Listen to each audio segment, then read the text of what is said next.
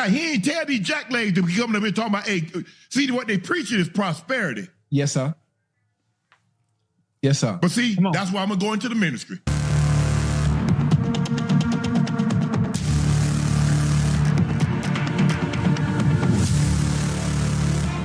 What's up, everybody? Welcome back to the One Voice channel. Just in case you've been living on a rock and you don't know what's been happening within the Christian community, Marvin Sapp has been in hot water because he raised, it's not that he raised $40,000, I think it was the method of how he did it. Watch this. The cost that is involved.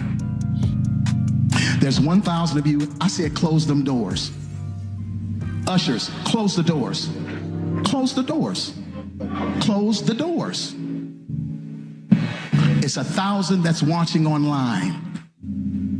This is a small seed. If I get 1,000 online to give this, if I get 1,000 in the sanctuary to give this, that's $40,000 tonight. Now, everyone up here, we've all sold and seeded, but I need everyone standing up here with us, with me, to plant a seed of $100. Because again, it costs to sit up here. And this is what I need you to do. If you're giving electronically, or even if you're giving tangibly, I'm gonna have y'all come to the altar and give it, because I need to see 1,000 people moving. Bring them baskets. I want the baskets up here. I want to see the folk. Y'all start moving. Y'all can bring it right now. Come. 1,000 people need to give $20. 1,000 people need to give $20. 1,000 people online need to give $20. This is easy, saints. All right, Shannon Sharpe and Ochocinco on their SHAY Club SHAY podcast had an interesting take on it. I thought it was kind of serious, but at the same time, kind of comical, hilarious, funny. All right, check this out. Well, that's always been the church. That's always been the church. But see, they used to teach that's faith, always been the church. I grew up in the church. You know, that offering plate that come around about 2-3 times now. They said, but the Lord said, give what you can. He didn't put no number on it. Oh no. Where in the Bible they say? He say when you tithe.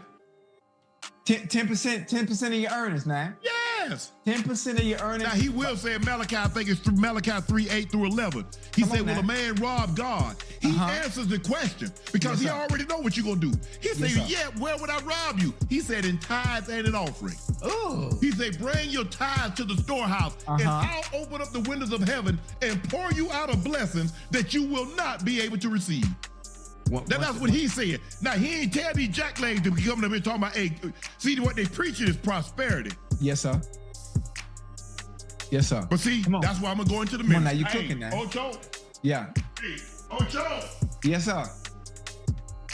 I'm going to pass the plate around. I'm going to pass the collection plate. Now, look here. Ocho. Hey, don't put no change in the collection plate. Yeah, God don't like noise. Yeah, God don't like noise. Hey, paper.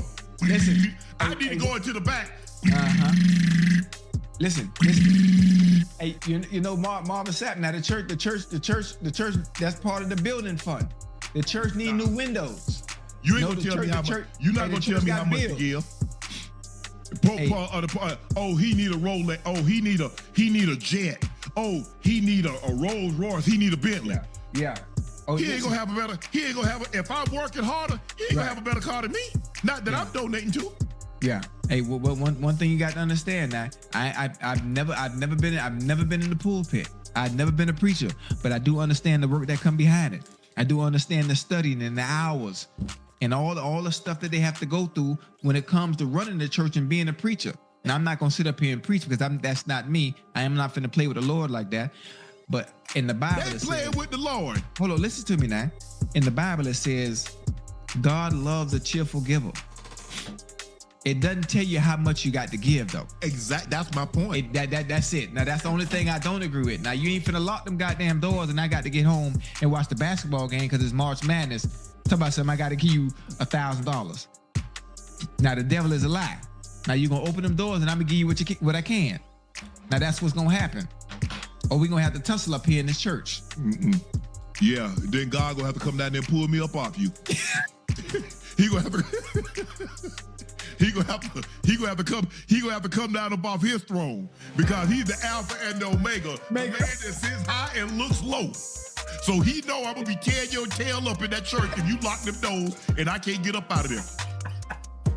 But I'm saying, man, come on now, Ocho, they doing too much, Ocho. Hey, yeah, they doing too much, man. They're a trip. They a trip. And it's a new church. I didn't even know pastors was a job. Cause when I grew up, the pastor, he was the principal, he was a janitor, he cut hair.